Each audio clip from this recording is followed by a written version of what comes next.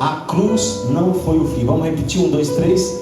A cruz não foi o fim. Se você acredita nisso, dê uma salva de palmas para Jesus.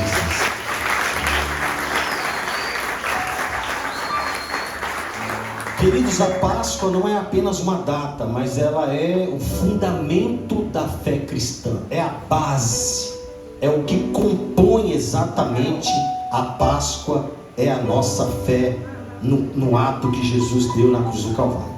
Muitos olham para a cruz como um fim, mas na verdade foi apenas o começo. A cruz não foi o fim, ela foi o começo. E quando Jesus estava na cruz, ele declarou, Rebeca, está consumado. Aqui em João 19:30 nós temos essa frase de impacto: está consumado. Não era um grito de derrota, era uma declaração de missão cumprida. Não era um grito de reclamação, um grito de alguém que estava dizendo: olha, eu não suporto mais, não dá mais para seguir com isso, eu perdi. Não, não foi isso.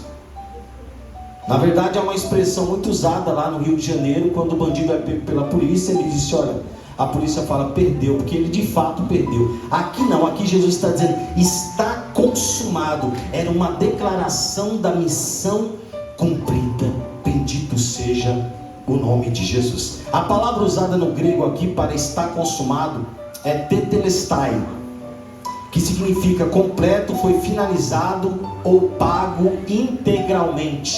Essa palavra grega significa isso: pagamento integralmente, missão cumprida, vitória completa e cumprimento das escrituras. Bendito seja o nome do Senhor. A palavra aqui, pago integralmente, significa que era utilizada em recibos comerciais de impostos da época para indicar que uma dívida havia sido totalmente quitada. Então quando Jesus está dizendo está consumado, ele está dizendo assim: ó, está pago de forma integral. Ele não está dizendo assim: eu paguei 90% e ficou 10%. Ele está dizendo: eu paguei totalmente, eu quitei a dívida. A Bíblia diz que a cédula que era contrária a nós, ela foi riscada. Ele riscou a cédula. A dívida foi quitada. Bendito seja o nome do Senhor. Um pagamento integral. Diga assim: eu não devo mais nada. Jesus pagou tudo na cruz. Dê uma salva de palmas para ele. Obrigado, Jesus. Obrigado, porque até mesmo não havia possibilidade em nós de pagar uma dívida como essa. Lembra? Uma vez eu fiz uma comparação, como é que eu posso falar? Pífia. Imagina se você estivesse devendo, aqui eu posso dizer, talvez algumas igrejas por aí não, né? Tem muitos milionários, né?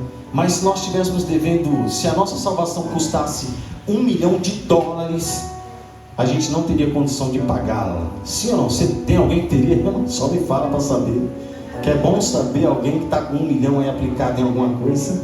$1 milhão é um pouco mais que 5 milhões de reais. Nós não havia possibilidade, não havia possibilidades em nós de pagar.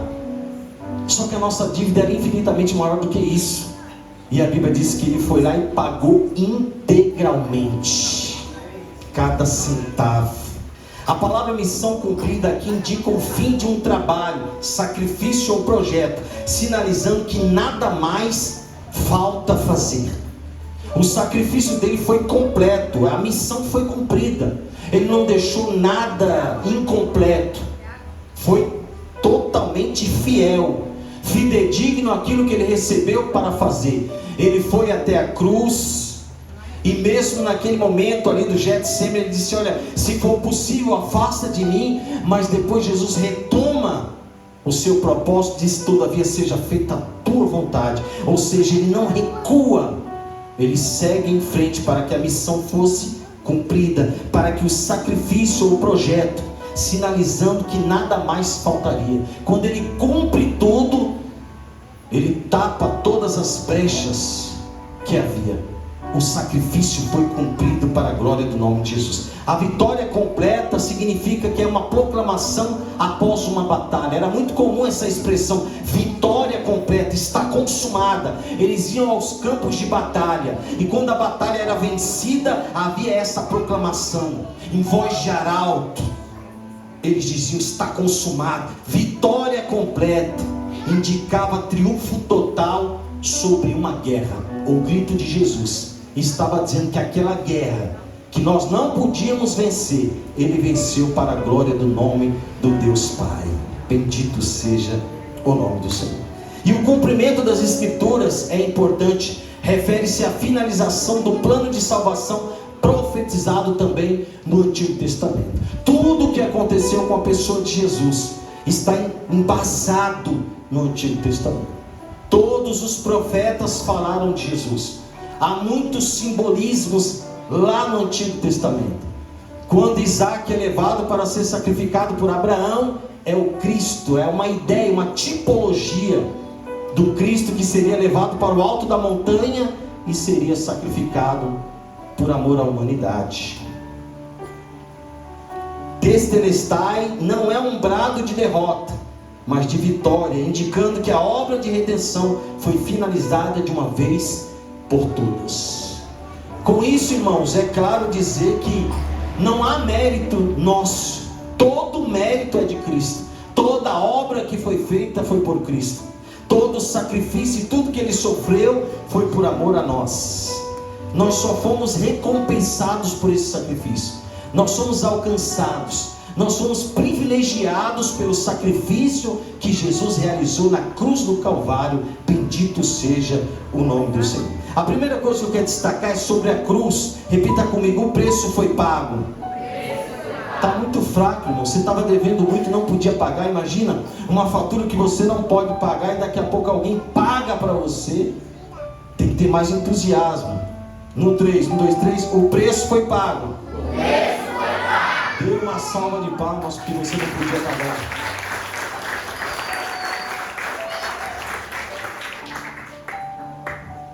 A cruz não foi um acidente, foi um plano, uma estratégia do Pai, do Filho e do Espírito Santo para salvar a humanidade. Eles se juntaram para falar sobre isso. Eles alinharam as suas ideias. Vamos fazer o homem, a nossa imagem e a nossa semelhança. Só que há um problema: o homem vai tropeçar, o homem vai cair, e nós precisamos de um plano, de uma estratégia. Da mesma forma que eles disseram: façamos o homem, eles também se juntaram para pensar numa estratégia salvífica para salvar o homem. Séculos antes já estava escrito aqui em Isaías 53, 5: mas ele foi ferido por causa das nossas transgressões e esmagado por causa das nossas iniquidades. O castigo que nos traz a paz estava sobre ele, pelas suas feridas ou pelas suas pisaduras nós fomos sarados. Jesus sofre para me sarar. Jesus sofre para me salvar. Jesus sofre para que eu não tenha que sofrer. Jesus paga o preço quando eu não podia pagar. Bendito seja o nome de Jesus. Isaías foi o profeta que mais falou sobre Jesus, e ele ansiava por esse resgate, por essa salvação. E em várias passagens bíblicas Isaías apresenta o Cristo. Ora, ele está falando dele que ele não tem formosura, e quando nós olhávamos para ele, não havia nada que nos atraísse nele. Jesus ali na cruz, crucificado, totalmente desfigurado, mas ele foi ferido por causa das nossas transgressões, esmagado por causa das nossas iniquidades. O castigo que trouxe a paz a mim e a você estava sobre ele, e pelas suas pisaduras nós somos sarados. Bendito seja o nome de Jesus. Jesus tomou o nosso lugar, o castigo era nosso e caiu sobre ele. Eu não sei o quanto isso te incomoda, te sensibiliza. Eu não sei se você já teve alguma experiência de você, na sua família, ou no lugar onde você trabalha, ou mesmo na rua, você ter consciência plena de que alguém pagou por algo que não foi ele que cometeu, que foi você. Às vezes até mesmo quando criança ali, apronta ali entre os irmãos, você joga a culpa no irmão, quando na verdade você era o culpado, e o irmão apanha por sua causa, e ele é sacrificado, e ele sofre o castigo, ele sofre os danos, devido a algo que ele não cometeu. Não sei se você já teve em algum momento essa sensação, sabe, de provar isso, de você olhar e falar, nossa, aquela pessoa está sofrendo, mas na verdade era eu.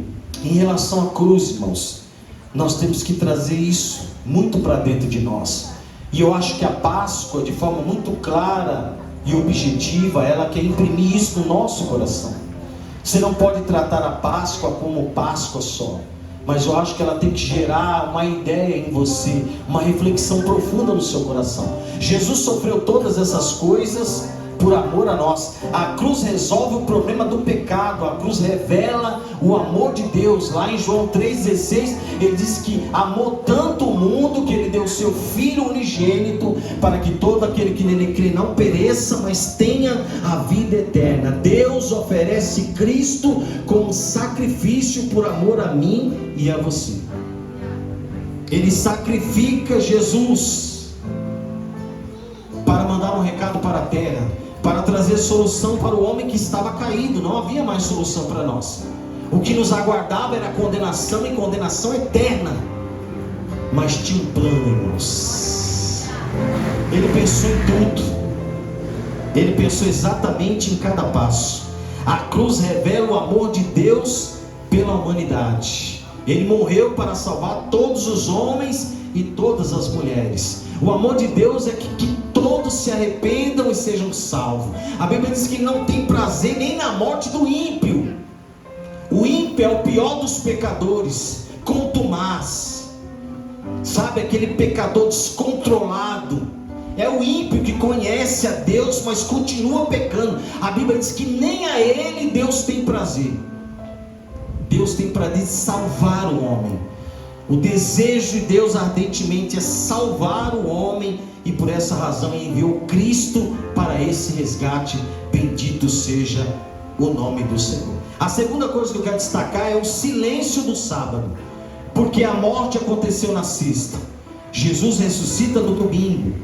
Em tese são 3 dias, mas nesse intervalo houve um silêncio, e é chamado o silêncio do sábado. Depois da morte de Jesus veio o silêncio.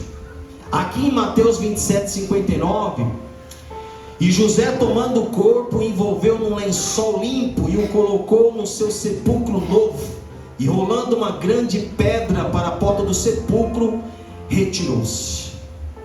Aqui é José de Arimateia, um homem rico, que se encantava e se apaixonou pelas pregações de Jesus, por quem ele era. Era difícil estar perto de Jesus e não sentir alguma coisa, irmãos. Alguns soldados foram pregar Jesus um dia, foram prender Jesus um dia, e chegaram lá, não conseguiram prender Jesus, porque Jesus estava pregando. E quando eles voltaram de mãos vazias, o Sinédrio perguntou: o que aconteceu? Onde está Jesus? E eles disseram: não foi possível prendê-lo. Mas por quê? O que aconteceu? Nós nunca vimos alguém falar como ele. Irmãos, a pregação de Jesus era poderosa, penetrante, profunda. Ela mexia com a estrutura de qualquer homem que cedia para ouvir a voz de Deus. Louvado seja o nome do Senhor. Então, com a morte de Jesus, José foi levantado aqui, José de Arimateia, por ser um homem rico. Naquela época era muito caro para enterrar uma pessoa. Era muito comum aqueles que cometiam crimes, abre aspas, como Jesus cometeu. Jesus foi acusado de traição, de blasfêmia, de tantas coisas. Era muito comum ali do alto da montanha as famílias pobres não ter condição, e esses corpos eram jogados ribanceira abaixo, porque as famílias não tinham condição de enterrar os seus entes queridos. Jesus também não tinha lugar para ser enterrado, e Deus levanta uma providência para que Cristo fosse enterrado de forma digna.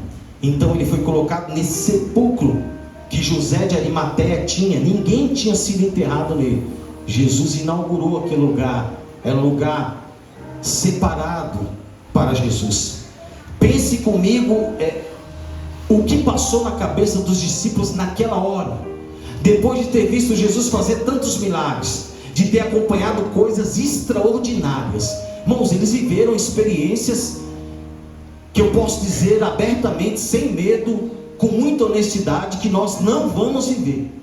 Eles viveram. Primeiro, ver Jesus de perto, e segundo, acompanhar tudo que Jesus fazia.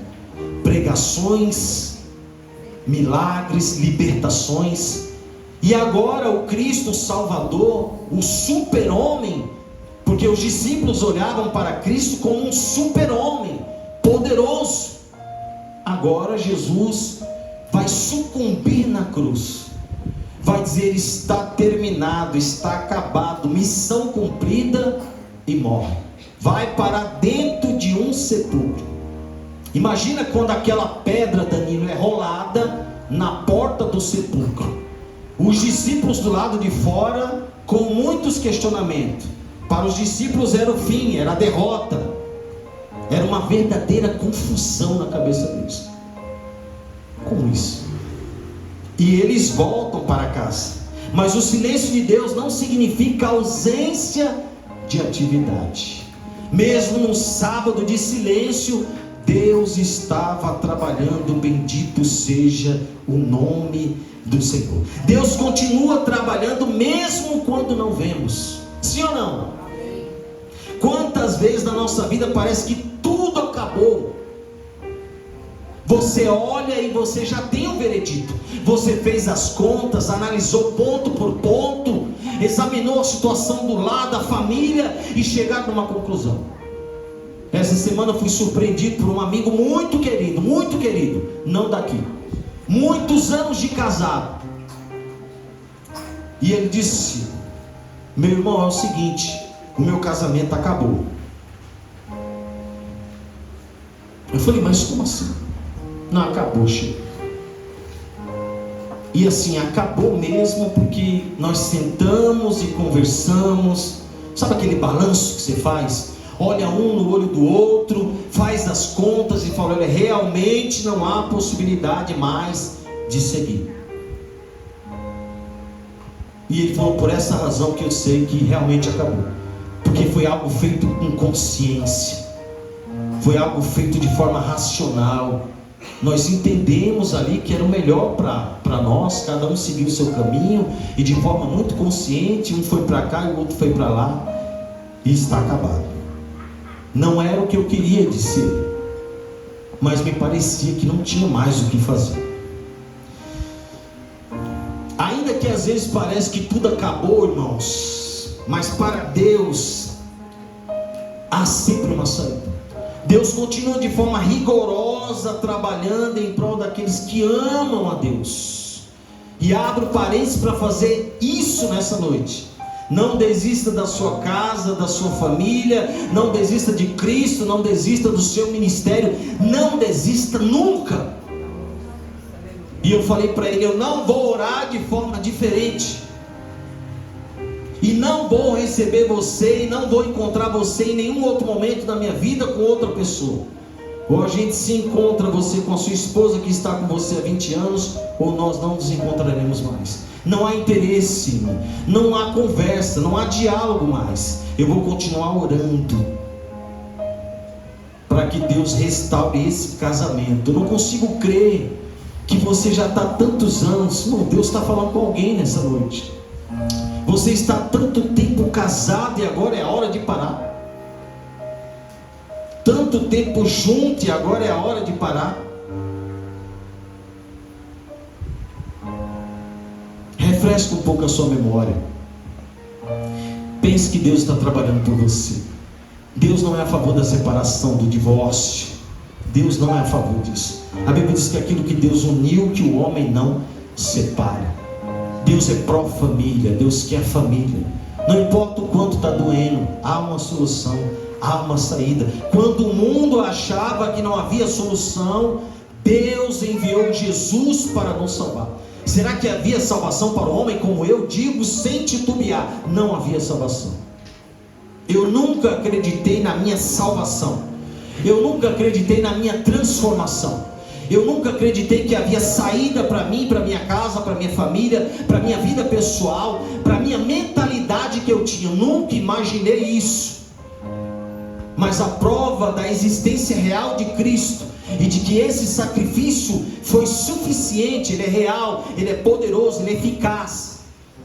Que a partir desse sacrifício, da pregação do Evangelho, eu me encontrei com Jesus, e essa Páscoa, esse sacrifício maravilhoso entrou no meu coração e transformou a minha vida, mudou o cenário da minha vida. Pastor, foi fácil? Não. Tudo está perfeito hoje? Não, irmãos. É temporário. Você precisa suportar porque é temporário. É temporário. Daqui a pouco você vai dessa para uma outra. Nós vamos se encontrar com Cristo. Agarre um na mão do outro. Faça isso de forma racional, como meu amigo fez, mas seja sensível para observar as coisas. Até parece um culto de encontro de casais, mas Deus está me direcionando, não tinha nada disso aqui. E se for para salvar um casal aqui, vale a pena mudar a mensagem. Vale a pena abrir aspas aqui, abrir parênteses para tratar disso. Às vezes você olha para um casamento, às vezes o homem olha para a mulher olha para o homem. E nós temos uma tendência, em razão da queda que nós sofremos no Éden, por ter a natureza pecaminosa, não conseguimos enxergar as qualidades. É hora de colocar na balança. Olhe para o homem que está do seu lado, olhe para a mulher que está do seu lado, olhe para o filho que você tem. Filho, olhe para a mãe e faça uma comparação, tá? Eu olhei aqui, analisei. A minha mãe tem 30% de problemas e 70% está ok. Ou seja, ela não é a melhor mãe do mundo. Está negativo 30%, mas 70% ela é uma excelente mãe. Vice-versa com os maridos. Seu marido nunca vai ser 100%. E a sua esposa nunca vai ser 100%. Talvez por isso que você pensou na separação. Porque você está à procura de alguém que vai alcançar os 100%. Isso não é possível. Falo com conhecimento de causa. Sou apaixonado pela minha mulher. Mas há muitas divergências entre nós. Pensamentos diferentes, ideias diferentes. Mas isso não nos atrapalha de impedir e avançar. Estamos em missão. E isso é um sinal claro da gratidão a Deus. Tudo que Ele tem feito por nós. Não vou desfazer o meu casamento. Não vou desistir da minha casa, dos meus filhos, da minha família. Porque quando eu coloquei na balança, sabe, ficou até meio a meio. Não vou fazer isso. Eu vou abrir espaço para a minha mentalidade e observar mais as qualidades do que os defeitos. Enxergar o copo mais cheio. Amém ou amém? Dê uma salva de palmas para Jesus.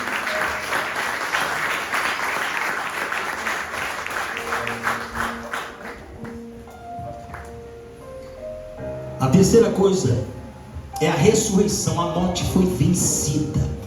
A ideia da ressurreição é exatamente isso. No terceiro dia tudo mudou. Diga, tudo mudou. Para os discípulos que estavam desesperados, porque a pedra foi colocada sobre o túmulo, Jesus agora enterrado, acabou, o nosso mestre foi, sabe, a nossa salvação se foi, o super-homem foi embora, não haverá mais milagre, não teremos mais a companhia de Jesus. Mas ao terceiro dia tudo mudou. O anjo declarou, Mateus 28, 5 e 6, não temais, bendito, ou seja, não tenha medo, Ele não está aqui, porque já ressuscitou, como havia dito. Essas são palavras do anjo. Quando foi perguntado, o anjo disse, olha, não temas, Ele não está aqui, porque já ressuscitou, como havia dito para vocês. Nós temos uma memória tão fraca. Deus fala as coisas conosco e a gente esquece. Veja que o texto faz questão de ressaltar. Ele disse assim, Ele já tinha dito isso para vocês. Por que vocês estão espantados? Por que vocês estão chorosos? Por que vocês estão desesperados? Se Ele já tinha falado que Ele ia ressuscitar. Às vezes a luta e a dificuldade faz com que a gente perca a audição.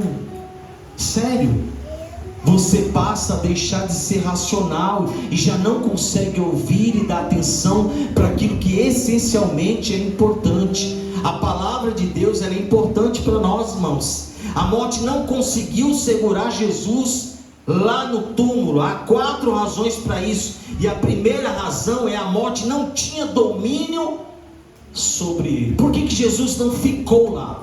Por que Jesus ressuscita no 3º dia?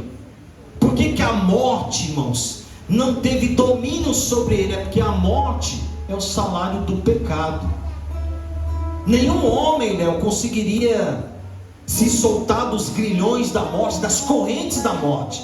Por quê, irmãos? Porque de forma legal e jurídica o inferno tem direito a mim e a você. Porque nós somos o quê? Pecadores, e o salário do pecado é a morte. Porque a morte é a garantia para o inferno segurá-lo lá no inferno, segurá-lo lá no abismo. A morte tem acesso a segurar quando nós somos pecadores. No caso de Cristo não, Jesus não tinha pecado, ele não tinha direito legal sobre ele. Ela não tinha direito legal sobre ele, ou seja, a morte não tinha direito jurídico sobre Jesus. Ela não encontrou uma brecha, como um advogado, como um promotor, ela não encontrou uma brecha em Cristo. Cristo estava legal ali, ele mesmo deu a sua vida, e ao 3º dia agora, não acorrentado como nós estaríamos, não sob grilhões, mas livre, ele levanta ao 3º dia e segue para a glória do nome do Senhor. Bendito seja Deus. A segunda razão é a voluntariedade. Spurgeon enfatiza que Jesus não foi forçado a morrer. Jesus não foi forçado a morrer. Não houve a conversa lá no céu e disseram: você vai e é você que tem que ir, está tudo resolvido. Não, irmãos, não houve isso. Houve uma voluntariedade, houve uma disposição em Jesus em morrer. Na verdade, ele é o que nós entendemos através do estudo sistemático, da hermenêutica, da exegese, que nós entendemos que Jesus disse: olha, eu vou morrer por eles, de forma voluntária. Existe um problema? Tem. Eu quero ir até eles. Eu quero estar lá, vou me despir da minha glória, do meu poder e de tudo que eu sou, para nascer no ventre de uma virgem e para habitar entre os homens. Vou sentir o que eles sentem, a dor, o medo, a insegurança, estarei com eles lá. Houve essa disposição em Jesus. Ele não foi forçado a morrer, ele deu sua vida voluntariamente, e por ter dado a vida, ele tem poder de tomá-la novamente. Como ele dá a vida, ele também tem o poder de tomá-la novamente, de forma legal. A morte não foi capaz de segurá-lo, pois ele é o próprio autor da vida. Bendito seja o nome do Senhor. O domínio absoluto da vida, porque ele é a vida, ele é a razão, ele é a existência da vida, está nele. Ele é o Criador. João disse que ele fez todas as coisas, e por meio dele todas as coisas existem.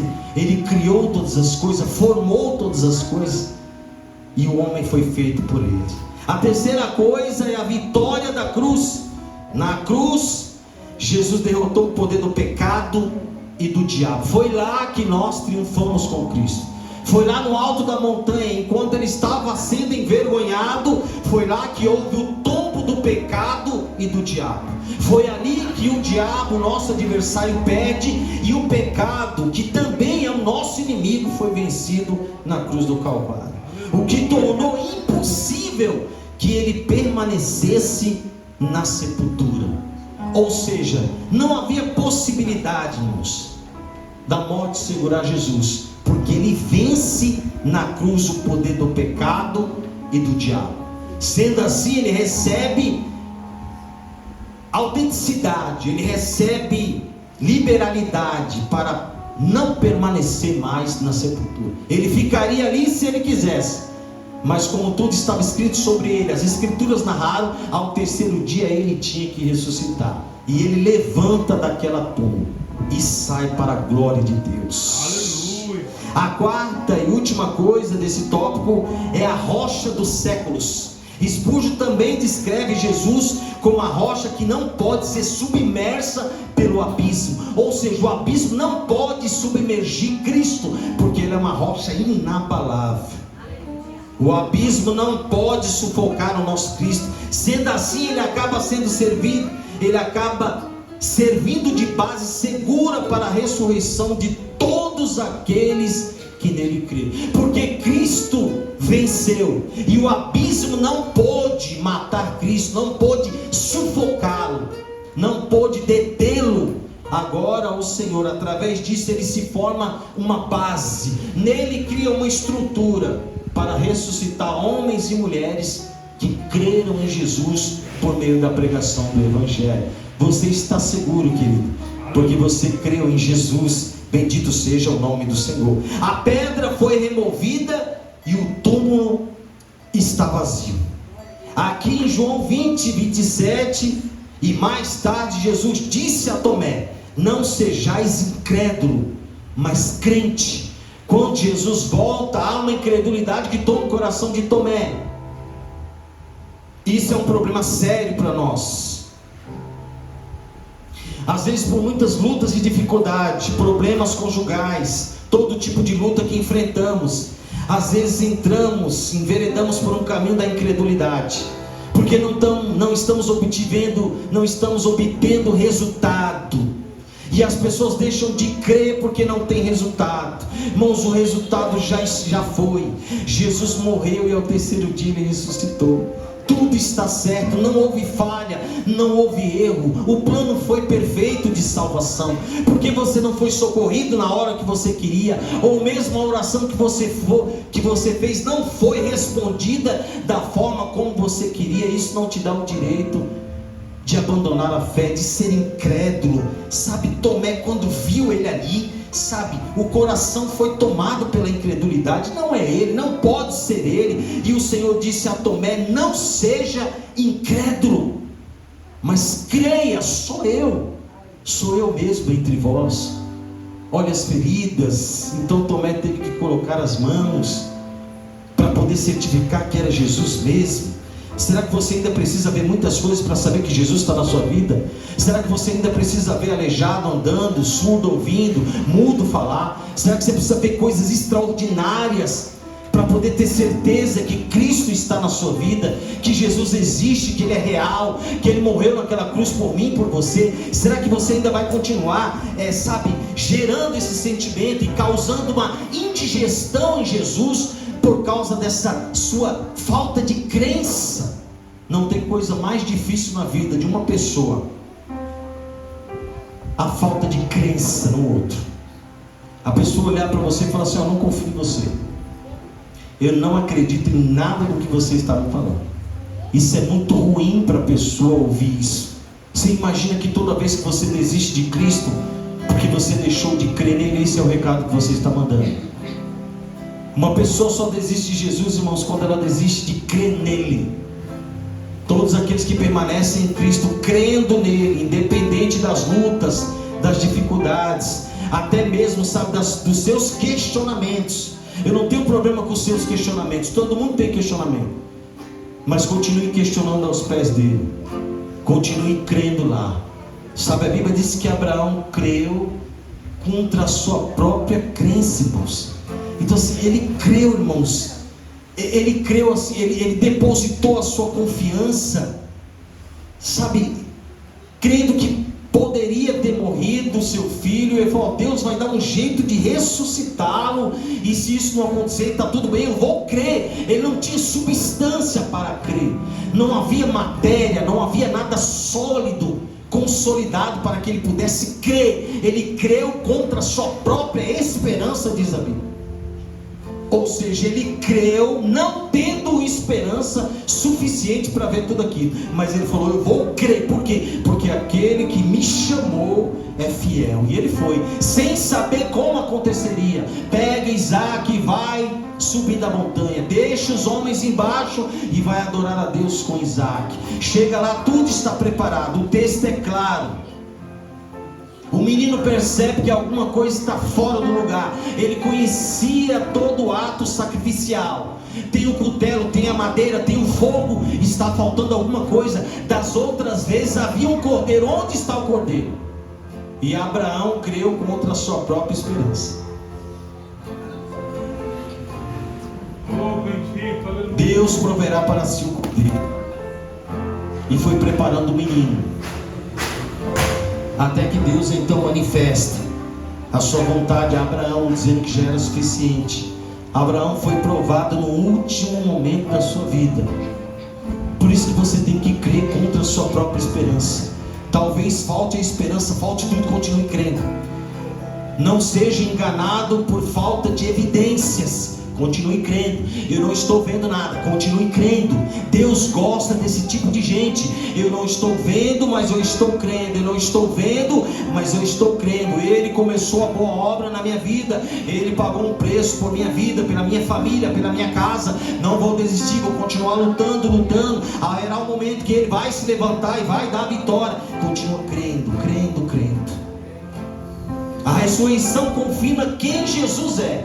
É isso.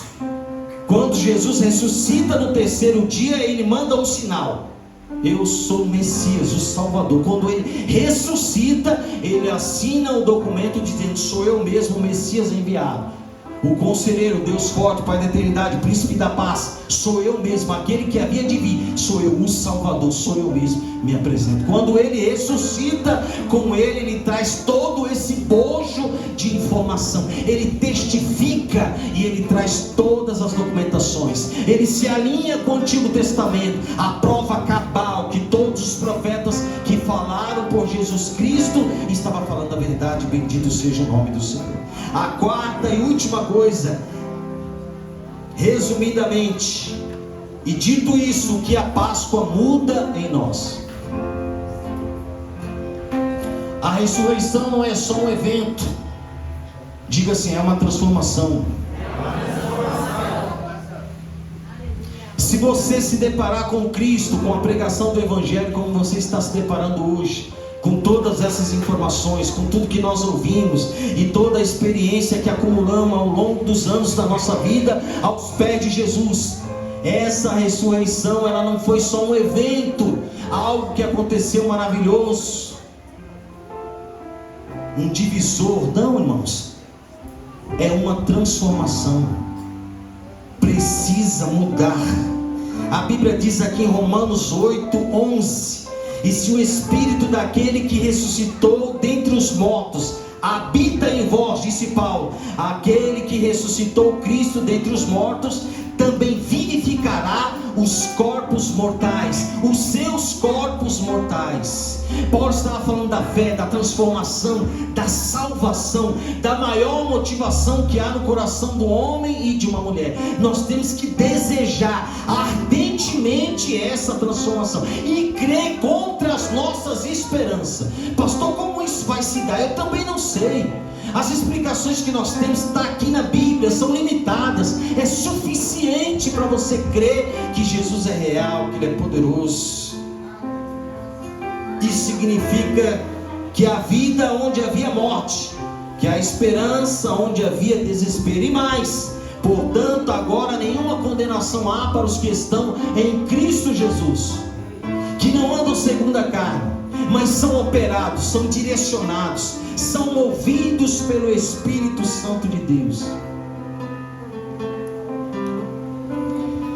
Você não é mais um condenado. Você pode viver uma vida nova com Cristo Jesus. Mesmo depois de tantos anos de caminhada, talvez essa transformação que Cristo desejou a vida toda para você não tenha acontecido ainda. Você só é um daqueles que ocupa no culto de domingo mais um assento. Não há experiência, não há nada novo em você, porque você não se apropriou disso pela fé, irmãos. Você não vive o Evangelho de forma autêntica e radical. O que você acha que motiva uma pessoa a morrer e a não negar Jesus Cristo? O que você acha que motiva uma pessoa a ser queimada viva sem negar Jesus Cristo? Pessoas que são degoladas. Bastava simplesmente negar a Jesus para voltar para o seio da sua família e continuar adorando a Deus lá. Mas que fé é essa? É a transformação que eles viveram, irmãos. Sabe, quando você vive essa transformação, quando você é marcado por essa Páscoa, por essa morte, por essa ressurreição e por tudo que Ele é na nossa vida, você nunca mais é enganado. Há muitos crentes que fracassam, que falham, que tropeçam, mas eu continuo crendo que nunca tiveram uma experiência real com Jesus, porque a experiência real vai fazer de você um homem forte, não vai fazer de você um homem que não chora, que não sinta dor, que não pense em desistir, nada disso. Você vai continuar sofrendo, sentindo dor, sentindo vontade de parar, só que você não para. E você fala: por que eu não paro? Por que eu não desisto de Jesus? Porque você está cheio dele, você está cheio da presença dele, e você está envolvido com ele profundamente, e sem perceber ele vai conduzindo a sua vida e te levando, e dia após dia nós vamos vencendo, dia após dia, de glória em glória, nós vamos vencendo. Conclusão: a cruz não foi o fim, o túmulo não foi o fim, a história não terminou na sexta-feira. Amém ou não amém? Vamos ler no 3, 1, 2, 3. A cruz não foi o fim, o túmulo não foi o fim, a história não terminou na sexta-feira. A verdadeira história começa no domingo, quando Cristo vence a morte e triunfa sobre o inferno. Dê uma salva de palmas para Jesus. Se coloque de pé, queridos.